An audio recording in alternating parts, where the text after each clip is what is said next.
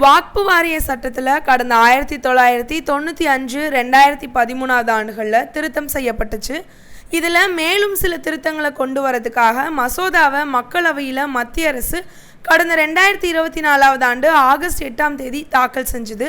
பின்னர் பாராளுமன்ற நிலைக்குழுவுக்கு அனுப்பப்பட்டு சில திருத்தங்கள் மேற்கொள்ளப்பட்டுச்சு.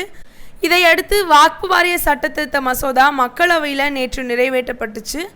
மசோதாவுக்கு ஆதரவாக 288 வாக்கும் எதிராக 232 வாக்கும் பதிவாகி இருந்துச்சு. இதுக்கிடையே பாராளுமன்ற மக்களவையில் வாக்பு வாரிய திருத்த மசோதா நேற்று தாக்கல் செய்யப்பட்டுச்சு. இதன் மீதான விவாதம் நள்ளிரவு வரைக்குமே நடைபெற்றிருந்துச்சு. இந்த மசோதா மீது எதிர்க்கட்சி எம்பிகள் உட்பட பலருமே தங்களுடைய கருத்தை முன் வச்சிருக்கிறாங்க. இந்த நிலையில் வாக்பு வாரிய சட்ட திருத்த மசோதாவை நிறைவேற்ற வாக்கெடுப்பு நடத்தப்பட்டுச்சு.